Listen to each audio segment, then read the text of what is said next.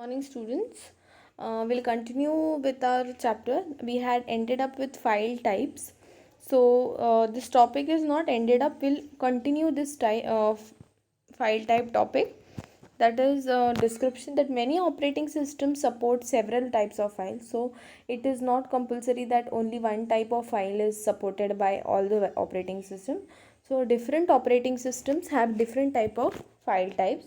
Unix again, including OS X and Windows, for example, have regular files and directories.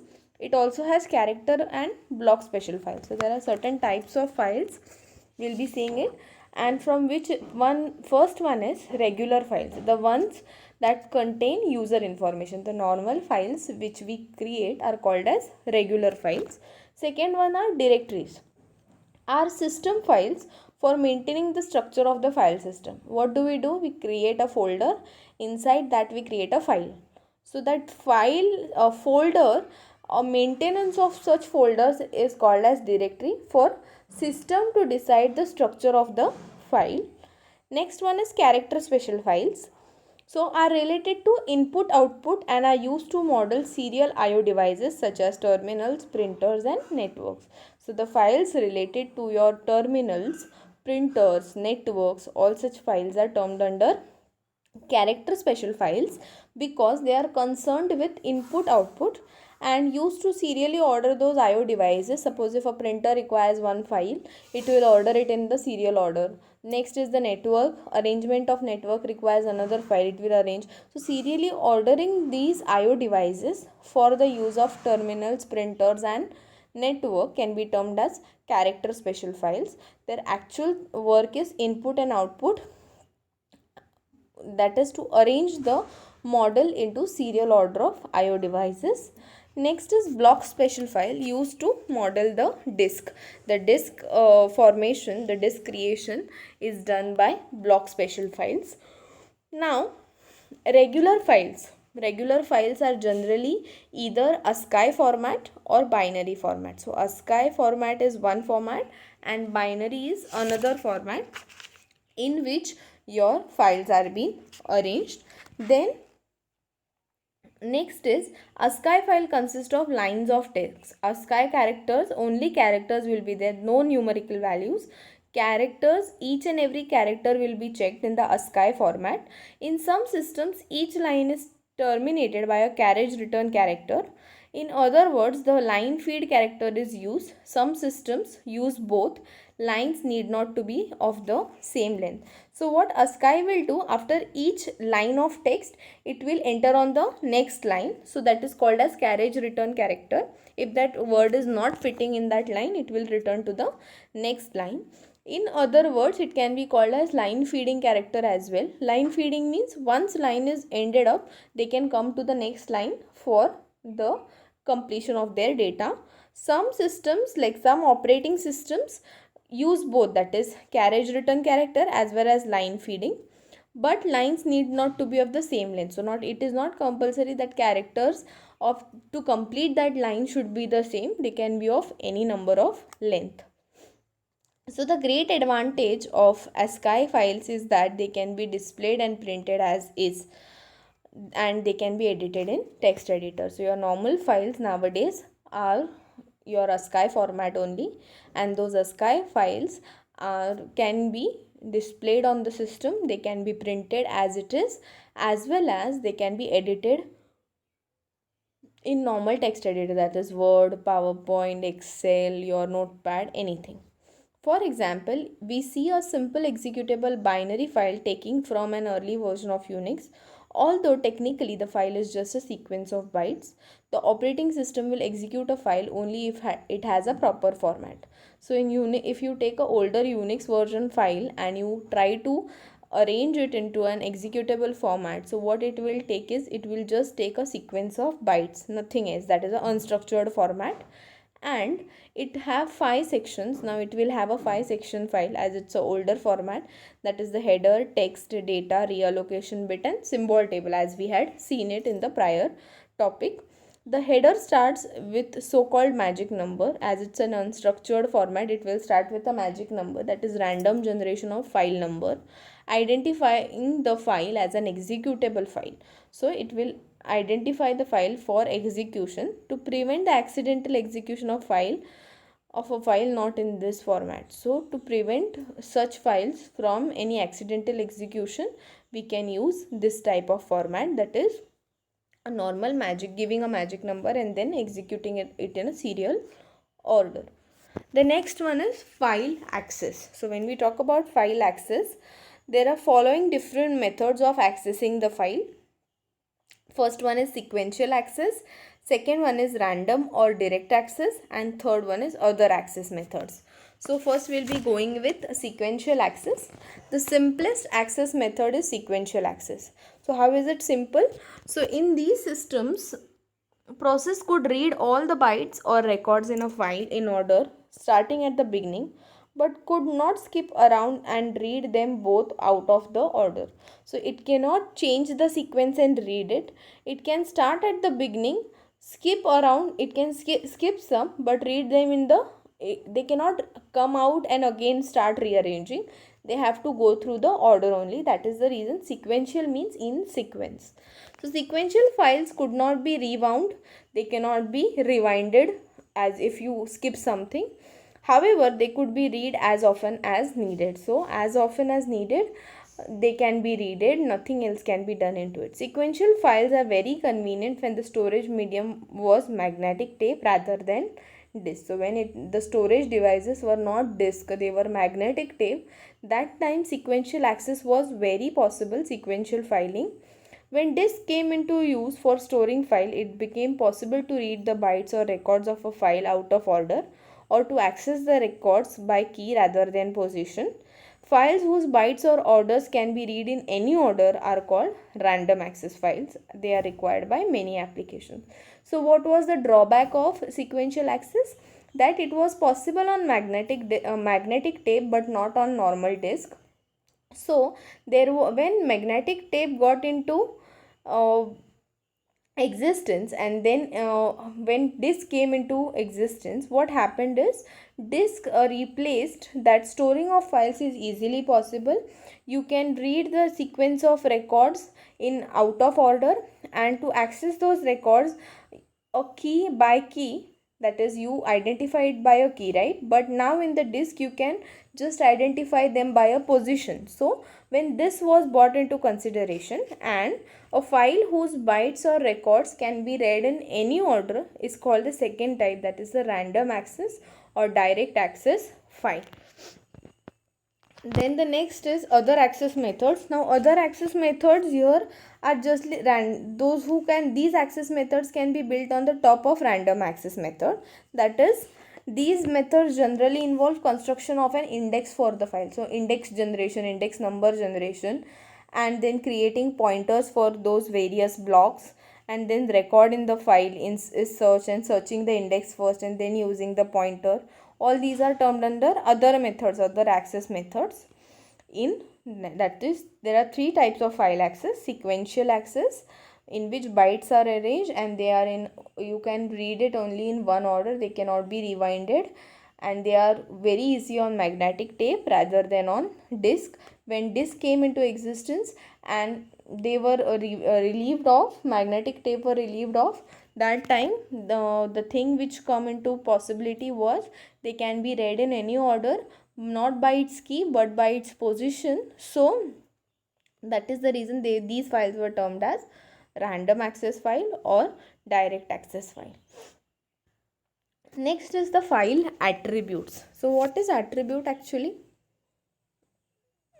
So file is identified by its name, which is a string of characters. So every file has a name and its data. So the first thing which comes is you as a student. So when you are as a student, what do you have? You have a college name, you have your own name, but if the name is same, you have your age. Even if the age is same, you have your roll numbers. Even then the roll numbers cannot be same, roll numbers are different. So all these things, that is college name, your age, your roll number, All such things are what your characteristics which define you as a person. Like likewise, when we talk about file attributes, attributes are the thing which define the file. So the first thing which comes is file, its name and its data inside the file. That are the first two attributes. So all operating system associate with other information with each file. For example, the date and time of file creation and the size of the file. So as the three more attributes are, that is, first one is the date at which I created that file, the date and time of creation and the size of the file, that is starting from 10 KB to 1000 MB, whatever the size is. So we'll read each and every file attribute. So first one is protection, who can access the file and in what way. Password, password needed to access the file. Type, then next is creator, ID of the person who has created it, that is the user. Owner, that is who created it the first time, that is the owner. Then read only, only read operation can be done by that file, no other person can make the changes, so that is write operation is not possible. Hidden flag, 0 for normal, 1 for do not display the listing, so all the files should not be displayed to that person. System flag, 1 for system and 0 for normal file. If it's a system file, only one, if it returns 1 then it's a system file, if it returns 0 it's a normal file. Archive file, for backing up the data. ASCII or binary file, if it's a ASCII file it will return 0, if it's a binary file it will return 1, as all the data in the file is generated by binary infusion. Random access flag, random access file if it is. Temporary, lock flags, record length, key position, key length, creation time, time of last access, time of last change, current size and maximum size. All these are the file attributes of a particular file. Then the next is every file has a name and its data. All operating system associated with other each file, for example the date and time of file are modified. We call these extra items in the file attributes, some people call them metadata. So files definition or files extra information can also be called as metadata. The list of attributes varies considerably from system to system. So the attributes of every system file will be different. No existing system has all of these, which I told you. All these attributes will not be there in one single system. They can differ depending on the system configuration. The flags are bits or short fields that control or enable some specific property. So the flags give them a specific property for arranging the data. Hidden files, for example, do not appear in listing for the files. The files which we hide will not be shown in the normal listing. The archive flag is a bit that keeps track of whether the file has been backed up recently. So if we keep the files backup, they are in the archive flag. The record length, key position and key length are fields only present in the files whose records cannot be readable. So these are the actual extra attributes of the file.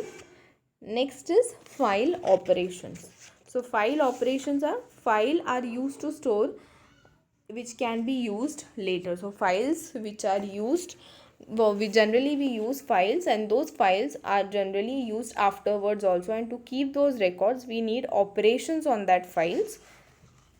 So in general there are normal on the file there are 11 operations. First one is create, through which we can create a new file without any data. Even if you do not enter the data, just once you create a file, it works on create operation. Second one is deleting the file. File need to be deleted, release the disk space. We do not want to actually achieve it with a disk space. So holding the disk space.